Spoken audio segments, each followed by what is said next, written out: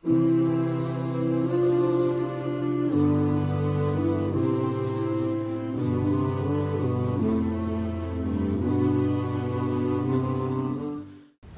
আলাইকুম ওয়া রাহমাতুল্লাহি ওয়া বারাকাতুহু। আলহামদুলিল্লাহ ওয়াসসালাতু ওয়াসসালামু আলা রাসূলিল্লাহ ওয়া আলা আলিহি ওয়া আসহাবিহি ওয়া মান ওয়ালা, আম্মা বাদ।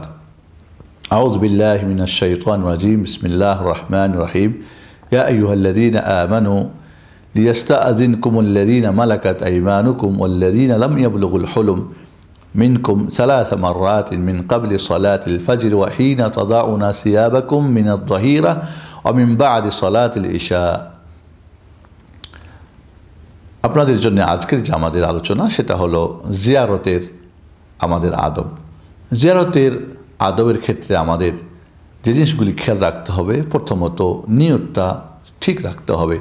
আপনি জিয়ারতে যাচ্ছেন, একজনের সাক্ষাতে যাচ্ছেন, এটা আল্লাহর হস্তে যেন হয়, আল্লাহর হস্তে যেন হয়। এই জন্যে আবু হুরায়রা রাদিয়াল্লাহু তাআলা আনহু থেকে বর্ণিত, একজন মানুষ তার গ্রাম ছেড়ে আরেকটা গ্রামে তার একজন ভাইয়ের সাক্ষাতের জন্য যাচ্ছিলেন। ফেরেশতা পাঠিয়ে দিলেন তার রাস্তাতে। আল্লাহ রাব্বুল আলামিন জিজ্ঞেস করলেন, কেন যাচ্ছ, কোথায় যাচ্ছ? বললেন, ওই গ্রামে আমার একজন ভাই আছে, তার সাক্ষাতে যাচ্ছি।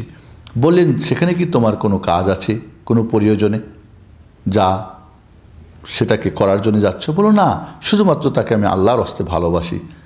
সেই ফেরেশতা ওই ব্যক্তিকে সুসংবাদ জানালেন, জেনে রাখো, আমি আল্লাহর পক্ষ থেকে তোমার কাছে দূত এসেছি।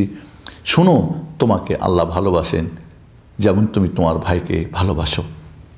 তাহলে আল্লাহর হস্তে জিয়ারত হতে হবে। কোনো দুনিয়ারও যদি কারণ হয়, তবু আল্লাহকে ভালোবাসেন, আল্লাহর ওয়ালা ওই ব্যক্তি, তাই তাকে আল্লাহর হস্তে জিয়ারত করতে গেলে বিরাট সওয়াবের কাজ, আল্লাহ রাব্বুল আলামিনের ভালোবাসা পাওয়া যায়।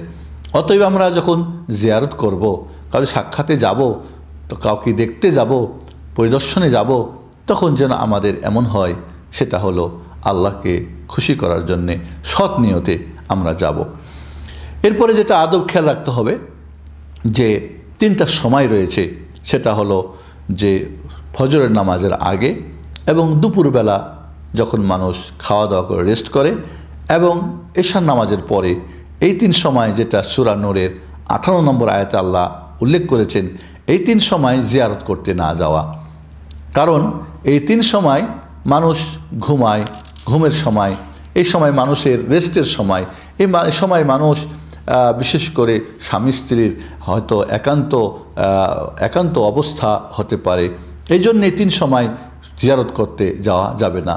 এছাড়াও যার কাছে আপনি যাচ্ছেন তার কাছে অনুমতি নেওয়া, আপনি জিয়ারতে যাচ্ছেন, অনুমতি নিয়ে তারপরে তার জিয়ারতে যাওয়া, যাতে করে তিনি কোনো অপ্রস্তুত না হয়ে পড়েন। অনুমতি নিয়ে গেলে সবচেয়ে ভালো, কারণ তিনি কখন আপনাকে আসতে বলেন, যেতে বলেন, সেটাই উত্তম। এজন্য কেউ যদি এই তিন সময়ে বিশেষ প্রয়োজন হয়, তাহলে সেটা হতে পারে, যেমন আল্লাহর নবী আলাইহিস সালাতু ওয়াস সালাম হিজরতের সময় দুপুরবেলা আবু বকর রাদিয়াল্লাহু তাআলার বাড়িতে গিয়েছিলেন। তাহলে বিশেষ প্রয়োজনে, জরুরি কোনো কারণে এমনটা হতে পারে এই নিষিদ্ধ সময়ে। কিন্তু স্বাভাবিকভাবে আমরা এই সময়গুলিতে জিয়ারতে যাব না। তবে কেউ যদি কোনো দাওয়াত করে, আর সেই দাওয়াত যদি সেই সময়ের মধ্যে পড়ে, রাত্রের হয়তো দাওয়াত বা দুপুরের দাওয়াত দিয়েছে আপনাকে, তখন তো আপনাকে অনুমতি দিয়েই দিয়েছে, সেক্ষেত্রে তখন আমরা যেতে পারবো ইনশাআল্লাহ। এই জন্যে জিয়ারতের আদবের মধ্যে আরও যেতে হবে, সেটা কাউরি বাড়িতে যখন আপনি জিয়ারত করতে যাবেন, তখন তার যে স্পেশাল বসার হয়তো চেয়ার বা স্থান বা জায়গা, সেখানে বসা যাবে না অনুমতি ছাড়া। যদি অনুমতি দেয় তাহলে আপনি বসতে পারেন। এভাবে কোনো মসজিদে গিয়ে আপনি সেই মসজিদের ইমামের অনুমতি ছাড়া ইমামতি করাও নিষেধ করেছেন আল্লাহ নবী আলাইহিস সালাতু ওয়াস সালাম। তাই কোনো বাড়িতে গিয়ে আমরা বসার সময় খেয়াল করব, বিশেষ করে দরজা যেন সামনে না হয়।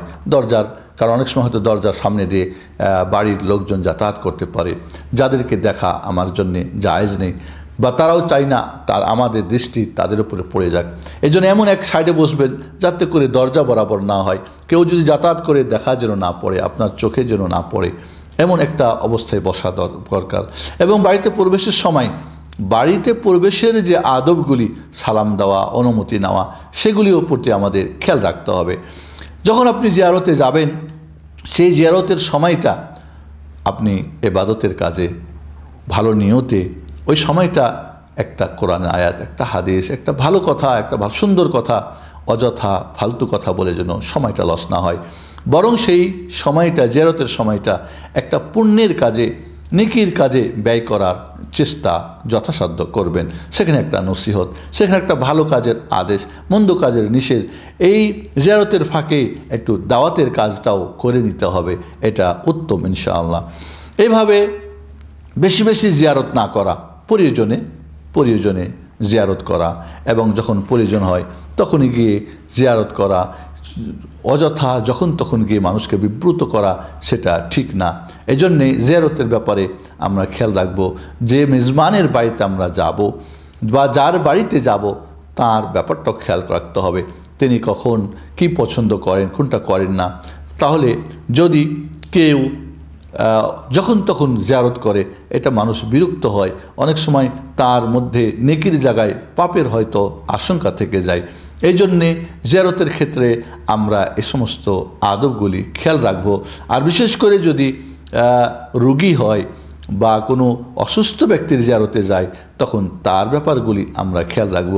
ইনশাআল্লাহ আমাদের রোগীর দর্শন বা রোগীকে দেখতে যাওয়ার আদবগুলিও হয়তো আমাদের আসবে ইনশাআল্লাহ। পরবর্তীতে আমরা আলোচনা করব আমরা জিয়ারতের আদবগুলির প্রতি খেয়াল রাখি, সময়ের প্রতি, বাড়িতে প্রবেশের প্রতি, বাড়িতে বসার নিয়ম এবং সেখানে অনুমতির নিয়ম, সেই জিনিসগুলি আমরা খেয়াল রাখি। তাহলে আল্লাহ রাব্বুল আলামিন আমাদের প্রতিতে রাজি হবেন, খুশি হবেন। আমরা এগুলির প্রতি খেয়াল রাখি। আল্লাহ আমাদেরকে সুন্নতসম্মত জীবন গড়ার তৌফিক দান করুন।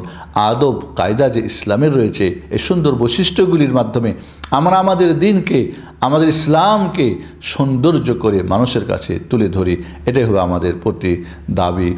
আমিন। আসসালামু আলাইকুম ওয়া রাহমাতুল্লাহি ওয়া বারাকাতুহু।